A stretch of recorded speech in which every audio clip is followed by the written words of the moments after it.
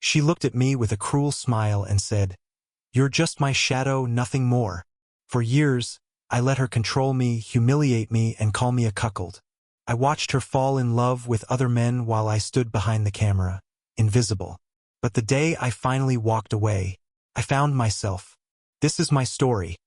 A story of betrayal, abuse, and breaking free from the woman who destroyed me.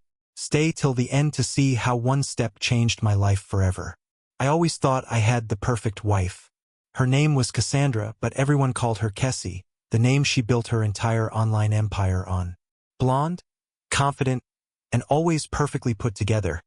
She was every man's dream and every woman's envy. Her Instagram boasted millions of followers.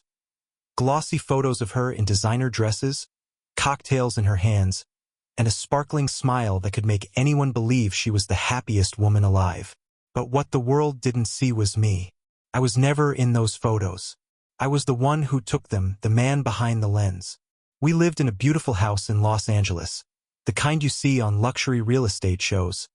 High ceilings, white marble floors, and walls covered with photographs of Kessie. Only Kessie. I used to think of our home as a palace, but now it felt more like a shrine to her perfection. Every morning, she'd wake up, scroll through her feed, and sigh dramatically. "These photos are good, Ben, but not great. Do you want me to lose followers?" Her voice was always sharp, cutting. I'd nod apologetically, my stomach sinking. "Let's redo yesterday's shoot. We're something decent this time. You look like you've been sleeping in a ditch," she added, glancing at my old, faded jeans. I opened my mouth to say something, but then I saw the look on her face. Disgust, disappointment, the same look she always gave me. I swallowed my words and grabbed the camera. I used to be proud of my photography. I remember the days when magazines praised my work and people paid thousands for my shoots. But then Kessie came into my life, and somewhere along the way, my art stopped being mine. I stopped being mine. That day, we went to a rooftop restaurant for golden hour photos. Kessie wore a bright red dress that hugged her figure perfectly, her hair cascading in soft waves. Men turned their heads to look at her, and she smiled, loving every second of it. I stood there, camera in hand, invisible. "Ben, angle the light better. God, do I have to explain everything?" she snapped. "Sorry," I mumbled, adjusting the settings. When I showed her the shots, she gave a short nod. "Finally. Took you long enough." As the sun set, she grabbed my arm briefly for a photo, one for her story. "Pretend you're happy," she whispered through gritted teeth, her nails digging into my skin. She posted it immediately. "Dinner with my favorite photographer." I looked at the photo later, stunned. She cropped me out. That night, as she laughed loudly at something on her phone, I lay awake beside her, staring at the ceiling. I felt small, like a speck of dust in her universe of perfect photos. When did I let this happen? I wondered, but I already knew the answer. I loved her, or maybe I just loved the idea of her. It was a Thursday night when everything started to unravel. Kessie came home late, her heels clicking against the marble floor like a metronome of dread. I sat at the dining table with a cold plate of food waiting for her, though I knew better than to expect gratitude. She threw her coat at me before I could say anything. "Ben, what is this garbage you made?" she said, wrinkling her nose at the untouched steak on the plate. "I thought you might want dinner," I said quietly, picking up the coat and hanging it by the door. "You thought wrong," she said, grabbing a glass of wine from the counter and collapsing onto the couch. Her phone buzzed in her hand, lighting up her face. She smiled, a genuine smile, the kind I hadn't seen in years. "Who is it?" I asked before I could stop myself. Her gaze snapped to me, her smile disappearing. "Excuse me?" "Nobody," I said quickly. "Forget it." She smirked, swirling the wine in her glass. "You should be thankful I even come home to you. Honestly, Ben, you're lucky. A man like you?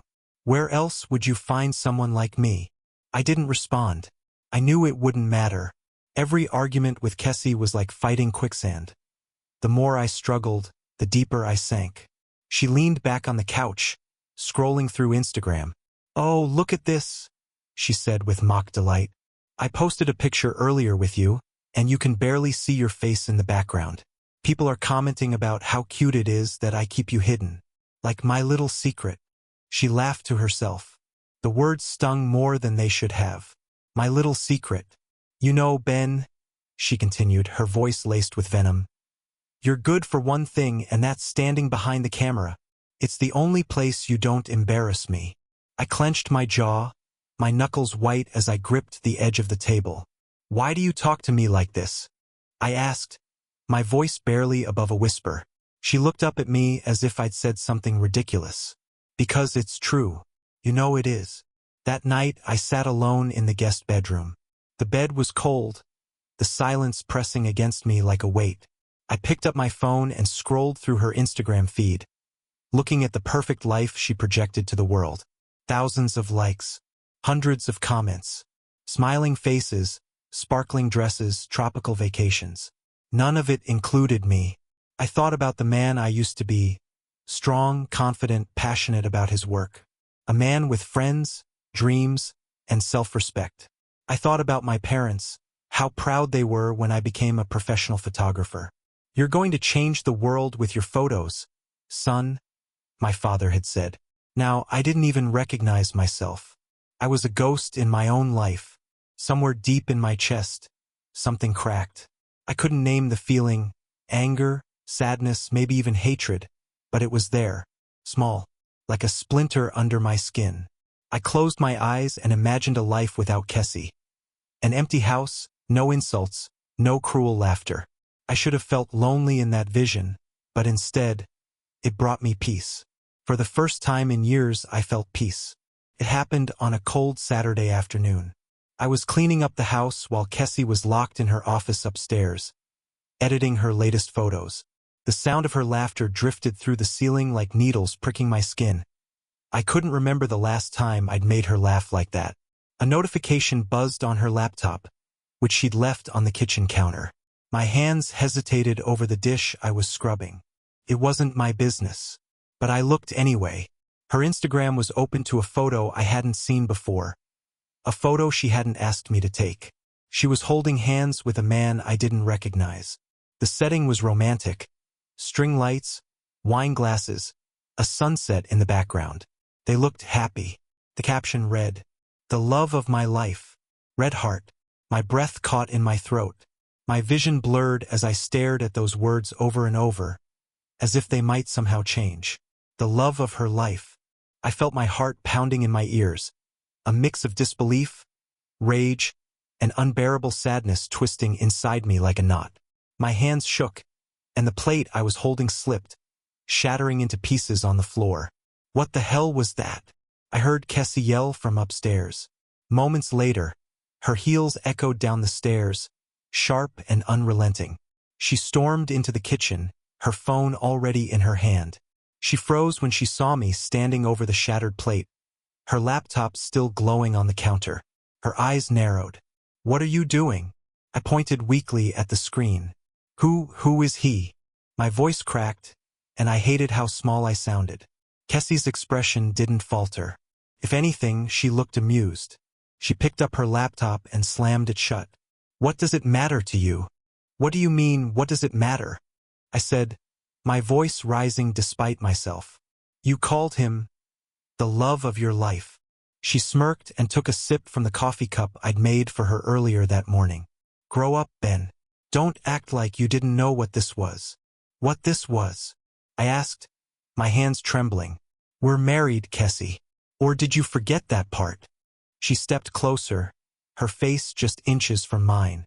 Her smile was cruel, her eyes cold. "Married?" she mocked. "Don't flatter yourself. You're a placeholder, Ben. A warm body that takes my photos and pays the bills. That's all you've ever been." My chest tightened, and I felt like the ground beneath me was crumbling. "Why are you doing this to me?" I whispered. She shrugged and turned her back to me, already scrolling on her phone. "Because I can. And let's be honest, you'd never leave me. You don't have the guts." Her words hit me harder than any punch could have. She was right, and that realization made me hate myself even more.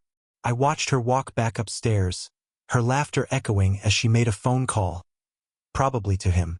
I sank to the kitchen floor, staring at the shards of the broken plate. My reflection stared back at me in the jagged pieces, distorted and fractured. I thought about all the years I had spent giving her everything. My time, my love, my dreams. And for what? To be reduced to a footnote in her life. A faceless photographer, a placeholder, a ghost. That night, Kessie came home late again. I was already in bed, though I wasn't sleeping. I heard her heels clattering against the floor, the jingle of her keys, and the low hum of her laughter as she spoke softly on the phone. Before she turned off the lights, she peeked into the bedroom and smirked at me in the dark. "Don't forget, Ben," she said softly. "Tomorrow night he's coming over. Don't screw up the steaks this time. He likes them rare." I didn't say anything. I just lay there, staring at the ceiling, tears silently rolling down the sides of my face. For the first time, I felt something new take root inside me, something darker than sadness. It was anger, and it scared me. The day Kessie's love of her life came over, I felt like I was watching my own life from a distance, like I wasn't even there. I spent the afternoon preparing dinner, a task I'd done dozens of times before, but this time, it felt like I was carving my heart open with every slice of the knife. Steak, rare, just the way he liked it. The doorbell rang as the sun dipped below the horizon, its golden glow mocking me through the kitchen window. I wiped my hands on a towel, my palms already clammy with dread. "I'll get it," Kessie chirped as she floated into the entryway, practically skipping with excitement. Her voice was warm, sweet, the voice she never used with me. "Ryan, you're here." Ryan. His name sliced through me like a razor. I heard them laughing in the hall, her heels clicking as she led him into the living room. I didn't want to see him. I didn't want to see them. But I didn't have a choice. "Ben," Kessie's voice cut through the silence. "Are the steaks ready? Or are you going to embarrass me in front of my guest?" I took a deep breath and carried the plates into the dining room, where Ryan sat at the head of the table, my seat. He was tall, broad-shouldered, and impossibly confident. The kind of man I used to be before she stripped me down to nothing. "Ben, this is Ryan," Kessie said, gesturing casually to him. "Ryan, this is Ben, my husband."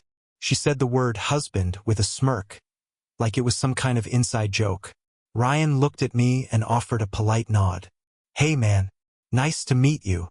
"Nice to meet you too," I lied through gritted teeth. Kessie didn't even sit next to me. She perched herself right beside Ryan, her body angled toward him as she laughed at his jokes, touched his arm, and twirled her hair like a teenage girl. I sat there silently, pushing my food around on the plate, feeling like a third wheel in my own home. "You're a lucky guy, Ben," Ryan said between bites, completely oblivious to the tension smothering the room. "Kessie's amazing." Kessie beamed, practically glowing under his compliment. "Oh, stop," she said playfully, slapping his arm. "Ben knows how lucky he is, don't you, honey?" She turned to me, her eyes glinting with malice. I looked up at her, and for a moment, I didn't see the woman I fell in love with. I saw a stranger, someone cruel and unrecognizable. I opened my mouth to say something, to defend myself, but my throat felt dry, empty. "Yeah," I whispered. "I'm lucky." Ryan smiled and raised his glass. "To Kessie, the most incredible woman I know." "To Kessie," I echoed hollowly, my voice barely audible. By the time dinner ended, I felt like a shell of myself. Kessie kissed Ryan goodbye at the door, lingering a little too long. When she turned back to me, her smile faded.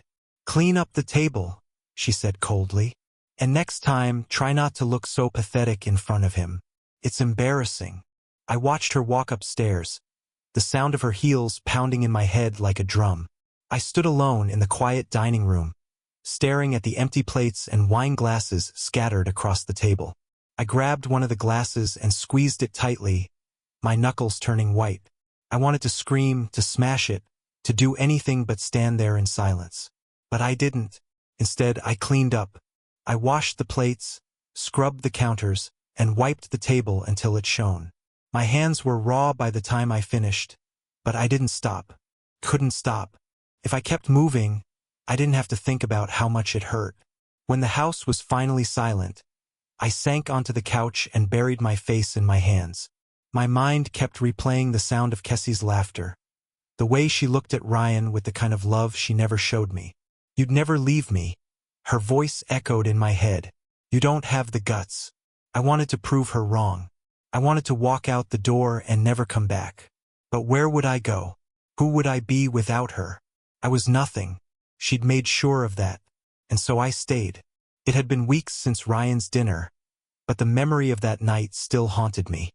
Every time I closed my eyes, I saw Kessie smile as she held his hand, her fingers intertwining with his like they had no place in her life for me. Every time she looked at me with that cold, distant gaze, I felt smaller. The house was quieter now. Kessie spent more time out, attending events, staying late at work, or visiting Ryan. I told myself it was just a phase, that she was busy, that she needed space. But deep down, I knew. I knew exactly what was happening. One night, she came home late again. I was sitting in the living room, my usual spot by the couch, when she walked in. She didn't even acknowledge me. She just kicked off her heels and threw her purse on the floor before heading to the kitchen. I didn't move. "Ben, make me something to eat," she ordered from the kitchen, her voice icy. "And don't make it that disgusting chicken crap. I'm sick of it." I stood up, wordlessly walking toward the kitchen. I had stopped asking her what she wanted because it was always the same. Nothing that I could do right. I grabbed some leftovers from the fridge and heated them up, the sound of the microwave buzzing the only noise in the room. I heard her laugh softly from the hallway, and I looked up to find her on the phone again. She was smiling, her tone sweet, flirtatious. "Yeah, I miss you too," she said into the phone, her voice dripping with something that made my stomach churn. "I'll see you tomorrow, babe." Babe. The word echoed in my mind like a knife twisting deeper. I tried to focus on the food, but the words babe and I miss you kept repeating in my head. My fingers clenched around the spoon as I stirred, trying to keep my breathing steady. But it was getting harder. Harder to pretend like I wasn't dying inside. She came into the kitchen, still holding the phone, and kissed me on the cheek without looking at me. "Thanks for the food, Ben. You're such a good little husband." She said it like it was a joke, but there was a bitterness in her voice. "I'm going to bed," she added, already turning away. "I thought we could talk," I said, my voice shaking. She stopped, one hand on the doorframe. "Talk?" She let out a laugh that held no warmth. "About what? How pathetic you are. I don't think I can stomach that tonight." My chest tightened.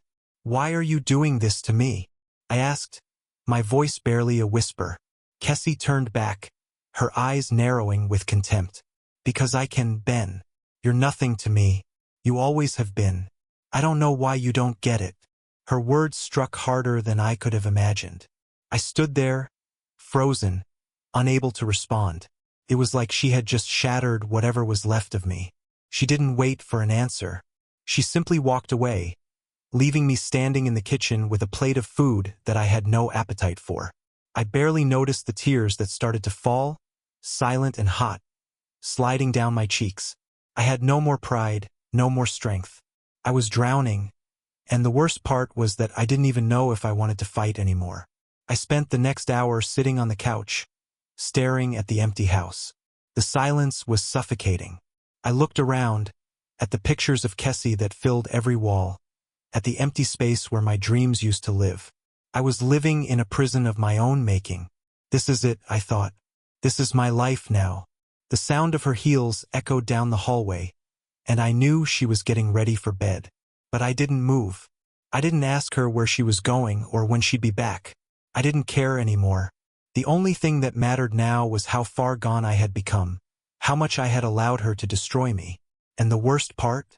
I was still here, waiting for her to look at me like she used to care. But I knew that would never happen. The next few days were a blur of routine. I woke up each morning to an empty bed, ate alone, and spent the evenings in silence, the only sound the ticking of the clock on the wall. Kessie's absence was a constant presence. Even when she was home, It felt like she wasn't really here. I started avoiding her.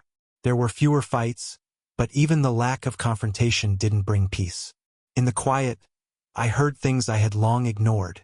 The sounds of her phone buzzing, her giggles when she spoke to Ryan, the unmistakable way she looked at him when they were together, the way she treated me like I was invisible, a ghost of the man I used to be. I tried to throw myself into work, burying my pain behind a camera lens, but it didn't help. Every shot, every picture I took, felt pointless. It was like I was capturing someone else's life, not mine. I was a spectator, a bystander in my own existence. One evening, Kessie came home earlier than usual. She was tipsy, her cheeks flushed, her eyes sparkling with an energy I hadn't seen in months. She stumbled through the front door, grinning like a child. "Ben!" she called, her voice high-pitched. "You won't believe the night I had." I didn't answer. I was sitting on the couch, scrolling through some photos, pretending to be interested in anything but her. She didn't seem to notice. She went straight to the kitchen, grabbed a bottle of wine, and poured herself a glass. The clinking of the glass against the counter echoed in the room, a reminder of how alone I was. "Ryan's so funny," she continued, taking a long sip from her glass. I don't know why I didn't see it before. He's just perfect for me, you know?" I clenched my jaw, trying to keep my emotions in check. "Perfect for you?" I repeated, my voice quieter than I intended.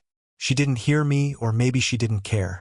She continued talking, filling the air with her laughter, her voice floating over me like a cruel wave. "Honestly, Ben, I don't even think you know what it's like to really be loved. Ryan gets me.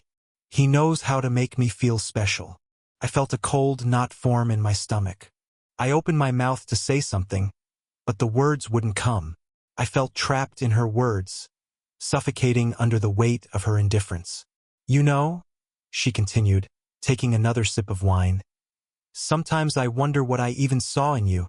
It's not that you're a bad guy. You're just boring. You've always been boring, Ben. Just a nice guy who does what he's told." She looked at me then, her eyes narrowing, as if she was waiting for me to react. I said nothing.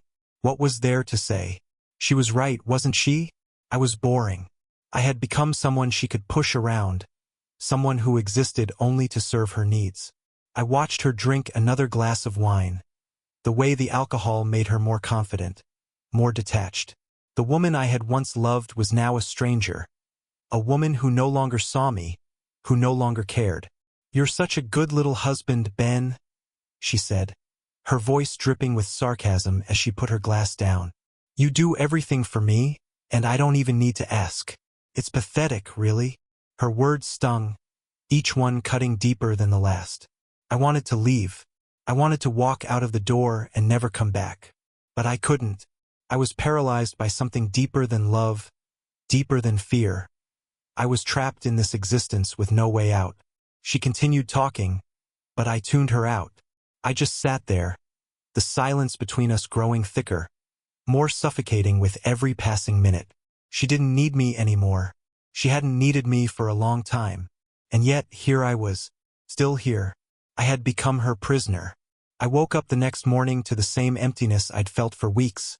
But today it felt different. It wasn't just the quiet house or the distance between Kessie and me. There was something inside me that had snapped. I couldn't ignore it anymore. I was suffocating in this toxic shell of a life, and the worst part was that I was still here, still playing the part of the dutiful husband, still waiting for her to see me. But she never did. I was nothing to her. I watched Kessie as she walked around the house that morning, as if nothing had happened. She smiled at herself in the mirror, adjusted her hair, and checked her phone, sending messages to Ryan. I stood there, frozen, watching her live a life that had nothing to do with me. She was so lost in her own world, so consumed with him, that I was no more than a background character. It hurt, but I was numb. I had tried to fight for her, for us. I had tried to make her see me, to show her that I was worth something. But every attempt had been met with indifference, ridicule, and rejection. Now, I didn't know if I was fighting for love anymore. I wasn't sure I even wanted her to love me. Maybe I just wanted to stop feeling this way. I had become a shadow, a servant in my own home. Cassie used me, manipulated me, controlled me, and I had let her take everything from me. Every shred of dignity, every ounce of confidence, every bit of hope. I wasn't a person anymore. I was a tool. I'm going out, Cassie said, snapping me from my thoughts. Don't forget to take care of the errands today. You know the drill. She barely looked at me as she grabbed her purse and slung it over her shoulder. I opened my mouth to say something, to ask where she was going. But I knew better. She didn't owe me an explanation. She never had. Yeah, I'll take care of it, I said, my voice flat. I didn't even recognize myself anymore. She paused by the door, as if she were about to say something, but then she just shrugged and left without a word. I stayed there for a moment, the silence pressing down on me. I wanted to scream. I wanted to break something, anything, to release the pressure building inside of me. But all I could do was stand there and watch the door close behind her. I went about my day in a daze, running errands, cleaning, doing everything she expected of me. But inside I was dying. That evening, she came home, and for a moment, I thought I saw a flicker of something. Maybe regret, maybe guilt, in her eyes. But it was gone as quickly as it appeared. Did you get the groceries? She asked, glancing at the bags on the counter. Yes, I said quietly, my hands shaking slightly as I unpacked the items. She nodded. Good. I'm having some friends over later. The usual crowd. Don't be a nuisance, okay? I bit my lip, nodding silently. Also, she continued, I'm going to need you to take more photos of me this weekend. I have some events coming up, and I'll need you to be on top of it. I didn't respond. It was the same thing every time. She used me as a photographer, as a servant, as a doormat. I wasn't her husband anymore. I was just her personal assistant. As the night wore on, Cassie retreated into her social media world, posting photos, chatting with her followers, and pretending everything was perfect. But the smile she plastered on for the camera didn't reach her eyes. It never did. And as I watched her from across the room, I felt a cold emptiness consume me. The man I used to be was gone, replaced by this hollow shell of a person who had no identity outside of her. I couldn't escape. I didn't know how. The next morning, I stood in front of the mirror, staring at the man who barely resembled the person I used to be. The reflection was a stranger's face, one that had lost all the spark, all the life it once had. I had become everything Cassie had wanted me to be, obedient, invisible, and broken.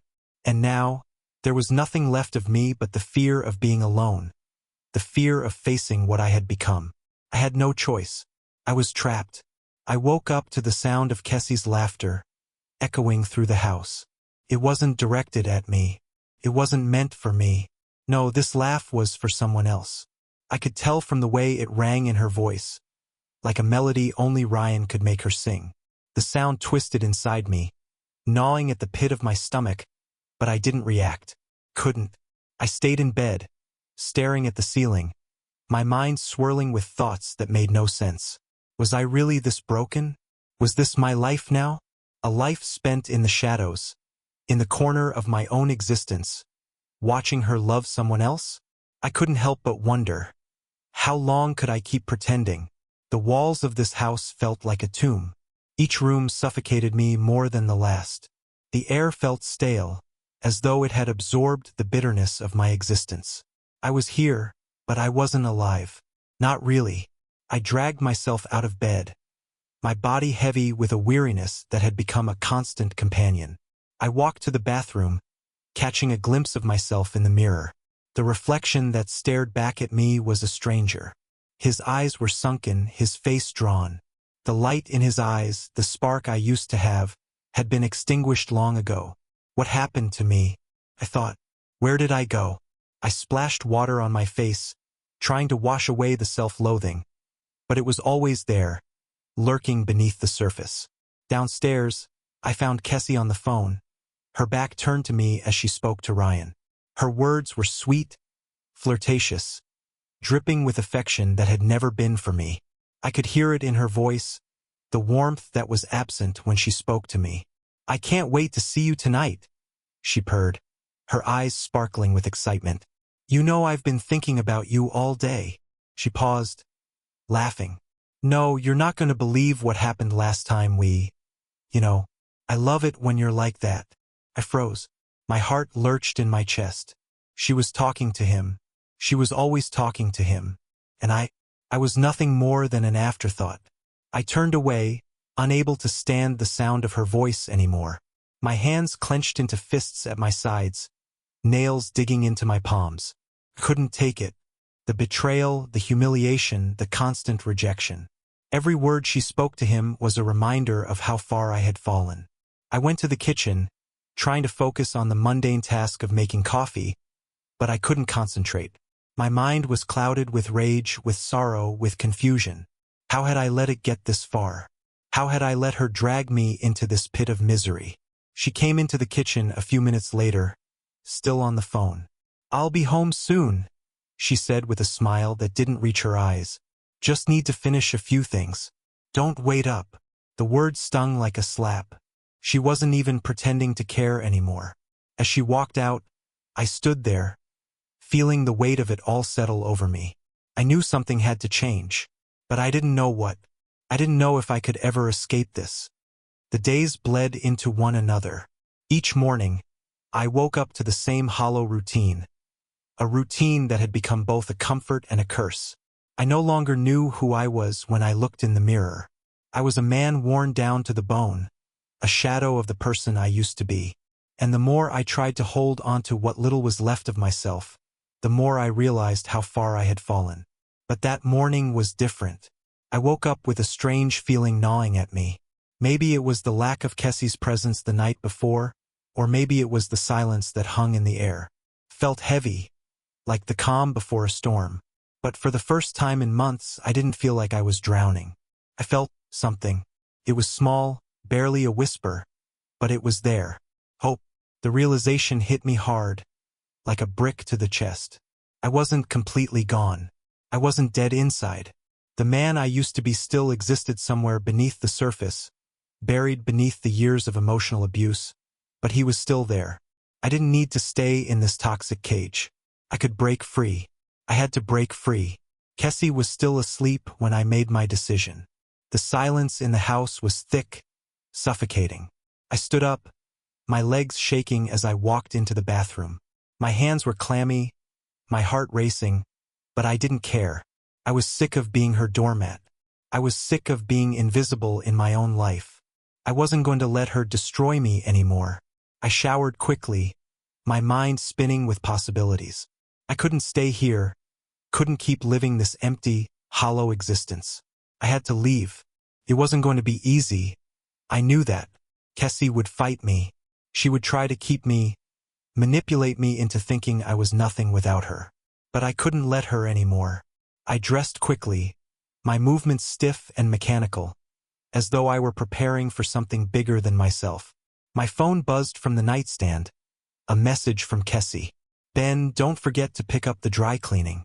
And make sure you're home early tonight. I'm having a few friends over." I stared at the screen, the words searing through me like a brand. She didn't even ask how I was doing. She didn't care. She didn't want to care. The anger that had been bubbling beneath the surface for months surged up, flooding my veins like wildfire. I had been nothing to her for so long. Nothing but a servant, a tool for her convenience. But not anymore. I didn't respond to her message.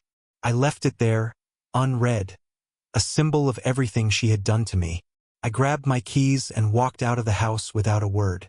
I didn't know where I was going, but I knew I couldn't stay here. I needed to get away, to clear my head, to remember who I was outside of her. I drove for hours, the miles ticking by, but my thoughts stayed with me, swirling like a storm. I thought about the years I had spent with Kessie, the false hope I had clung to, the promises she had broken. The betrayal had cut deeper than anything I could have imagined. But it was the silence that hurt the most. The silence that had become our relationship. The silence where she no longer spoke to me as a partner, only as an accessory to her life. I found myself driving to the edge of town, a place I had been to many times but never truly saw. A small park by the lake. Peaceful, quiet, and empty.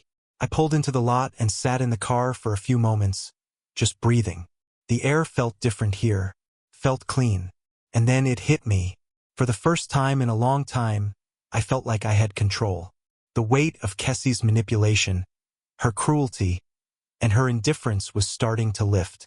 It wasn't gone yet, but it was fading. I realized I had the power to choose. I didn't have to stay in this nightmare anymore. I didn't have to live in the suffocating silence. I could leave. But would I? That question lingered in my mind as I sat there, watching the ripples in the lake. The answer wasn't simple. It never had been. But for the first time, I didn't feel helpless. I had a choice, and that was the beginning.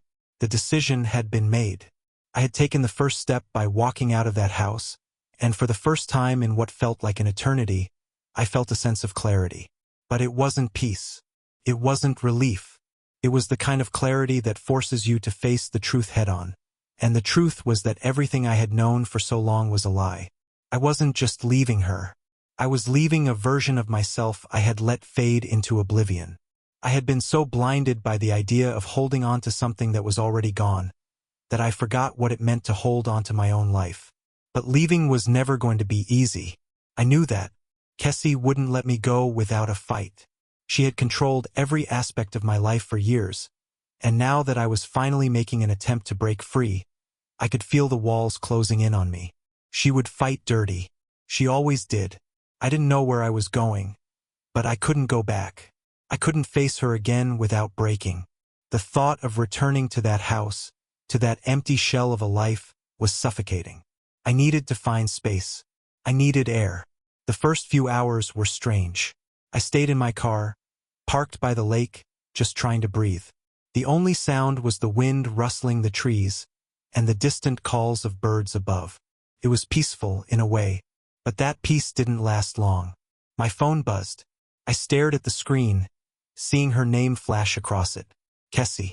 I hesitated before answering, knowing what was coming. I didn't want to hear her voice. Not yet. But I had no choice. I answered the call. What the hell, Ben? Kessie's voice was sharp, cutting through the calm of the park like a knife. Where are you? I've been calling you for hours. I leaned back against the seat, closing my eyes for a moment. I could feel the tension in her words, the control that was slipping from her grasp. I'm taking a break, Kessie, I said quietly, my voice steady despite the shaking in my hands.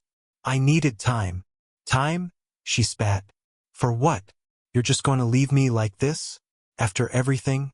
I swear to God, Ben, you're acting like a fucking child. I clenched my teeth, the anger rising in my chest. I could hear Ryan's voice in the background, that same smug, condescending tone I had come to dread. She was with him, I knew it, probably having another one of their little rendezvous. You're the child, Kessie, I said, my voice colder now. You've been treating me like shit for years. You think I don't know what's going on? You think I don't know you've been screwing around with him behind my back? There was silence on the other end for a long moment. I could hear her breathing, sharp and quick. She was taken aback. But then she recovered, as she always did, her tone changing to one of calculated anger. You don't get to talk to me like that, Ben, she hissed. You have no right to question me. I'm done explaining myself to you. I'm done with you. You've been pathetic for far too long. The words cut deep, but I didn't let her see that. I wasn't going to let her get to me anymore. I'm done too, I said, my voice firm. I'm done being your fucking doormat. I'm done pretending this is okay. I'm leaving, Kessie. For good. Her laugh was bitter, cruel. You think I'm going to let you just walk away like that? You think you can just leave and I won't care? You're pathetic. You're nothing without me. Maybe that's true, I said, the words bitter on my tongue. But I'd rather be nothing than stay with you and keep losing myself. I hung up before she could say another word. My heart was pounding in my chest, but I wasn't shaking. Not anymore. I had made the decision, and there was no turning back. But even though I had finally taken that step, the weight of the consequences settled on me. I knew Kessie would not let this go easily. She would fight, manipulate, and twist everything I had left until I was on my knees begging her to come back. But I couldn't go back to that. Not again. I wasn't going to be her pawn anymore. I had to fight for myself now, even if it meant losing everything. The days that followed felt like a whirlwind, a storm I could barely keep up with. I had thought that leaving would be the hard part. But the truth was, walking away from Kessie was the easy part compared to living with the consequences. The isolation felt unbearable at times, but I knew it was better than being trapped in that toxic relationship. The first night I spent alone was the hardest. The silence in my apartment pressed in on me, suffocating in its emptiness. I couldn't remember the last time I had been alone, truly alone. The quiet was deafening, and for a moment, I almost regretted my decision. Almost. But then I thought about Kessie, about the way she had treated me, the cruelty, the indifference, the betrayal. I reminded myself why I had left, why I couldn't stay in that suffocating cage any longer. And slowly, the doubts faded, replaced by the recognition of what I had gained. Freedom. But freedom came with its own price. I was alone now with nothing but my thoughts. And those thoughts weren't kind. I found myself replaying every moment of my marriage to Kessie. All the time she had torn me down, manipulated me, and used me for her own selfish gain. The endless string of lies. The constant presence of Ryan, the man who had been more of a partner to her than I had ever been, felt like a cruel joke. How had I let it get this far? How had I been so blind? The loneliness crept in like a shadow. Every time I reached for my phone, hoping for some sign of her, some text, some call, I was met with silence. I knew that silence was her way of punishing me. She had always been good at that. She wouldn't reach out to me, not now, not when I had finally broken free. But I didn't reach out to her either, and that, in itself, felt like an act of defiance. The first few days were filled with a strange mixture of relief and guilt. Relief because I no longer had to live under her thumb, no longer had to pretend everything was fine. But guilt, too, because I couldn't shake the feeling that I had abandoned her. Even though I knew, deep down, I had done the right thing. I spent the days in a blur, trying to distract myself from the emptiness that seemed to hang over me. I went to the gym, ran errands, but nothing seemed to fill the hole inside. And then, one afternoon, I got the message. It was from Kessie. Ben, I don't know what the hell is going on with you, but we need to talk. I'm not letting you walk out on me like this. You're making a huge mistake. Her words felt like a slap in the face, but they also stung because I knew she was right in one regard.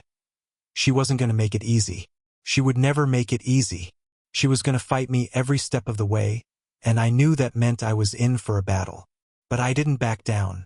I wasn't the man I had been when I was with her, weak, broken, desperate for her approval. No, I was different now. I had to be. I sat in the quiet of my apartment that evening, staring at my phone. I knew I couldn't let her back into my life. Not like this. I had to stand my ground. But the pain in her words, the desperation, made me question everything. Was I really doing the right thing? Was I being too harsh? Too cold? I was still unsure, but I knew I couldn't go back. I couldn't let her pull me back into that life. I was losing myself in her, and that was the one thing I couldn't afford to do. That night I went to bed early. The darkness felt heavy, but it was the kind of darkness that gave me space to breathe. I was finally alone with my thoughts, without the constant intrusion of Kessie's presence, her manipulation, her demands. I lay there, staring at the ceiling, feeling the weight of it all. The realization hit me harder than I expected. I was free, but at what cost? Kessie didn't give up. Of course she didn't. It had only been a few days, but it felt like she was always lurking, trying to pull me back into her orbit. Her texts came in waves, pleading, demanding, even threatening. She wanted me to come back, to apologize, to beg her forgiveness. But I wasn't that man anymore. One night, my phone buzzed again. "Come home, Ben. We need to talk. I'm not going to let you destroy everything we've built." Felt like a gut punch, her words dripping with manipulation. But instead of weakness, I felt a surge of strength. She had built nothing. I had built everything, and she had destroyed it all. I turned off the phone and went to bed. I wasn't going back to that life. The next morning, I woke up feeling lighter, clearer. I had made the right choice, no matter how much Kessie tried to make me doubt myself. The silence in my apartment felt like freedom, even if it was hard to embrace at first. But deep down, I knew it was the beginning of something new, something I could control. Kessie didn't stop. She showed up at my door unannounced, her eyes wide with anger and desperation. "I told you, Ben. You can't just walk away from me like this." Her voice was sharp, accusatory, like I owed her something I didn't have. For a moment, I hesitated. The weight of her presence, the years we'd spent together, hit me harder than I wanted to admit. But then I remembered everything, the lies, the manipulation, the abuse. "I'm not going back," I said firmly, my voice steady despite the tremor of doubt that threatened to creep in. She laughed bitterly. "You think you can do better than me? You're nothing without me. You'll see." I closed the door in her face, my heart pounding. For the first time in years, I felt in control.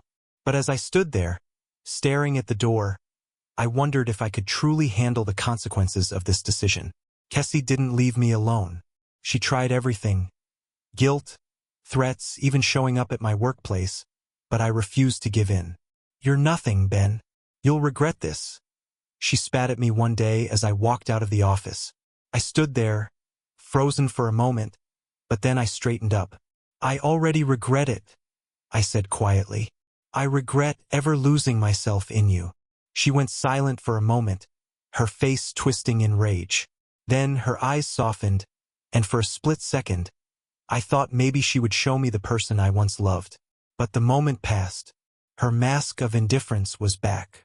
"You'll come crawling back," she muttered before walking away. I didn't watch her leave. I didn't need to. The days after Kessie's last outburst were different. Quieter, but in a way more peaceful. I stopped checking my phone every minute, stopped wondering what she was doing, what she was thinking. It was like I finally broke free of her grasp, the chains I hadn't even realized I was wearing. I began to rebuild slowly, but surely. I focused on myself, on things that mattered, things that brought me joy. I reconnected with old friends, people who saw me for who I really was. I remembered what it felt like to live without constantly being at someone else's mercy. One evening, I stood by the window in my new apartment, watching the city lights flicker below. Felt surreal, like I was finally seeing the world clearly again, free from the fog of my past. I didn't know what the future held, but for the first time in years I wasn't afraid of it. Kessie was no longer a part of my life, and with that, I knew I was on my way to becoming the man I was always meant to be. You've seen the pain, the manipulation, the heartbreak. But Ben's story doesn't end there. It's about reclaiming power, finding strength in the darkest moments. How many of us stay in toxic relationships, convincing ourselves we can change things? If you've been through something similar, I want to hear your thoughts. Leave a comment below, share your story, let's talk about it. Don't forget to like, subscribe, and hit the bell for more real stories. Remember, no one deserves to be trapped. It's never too late to take control and start over.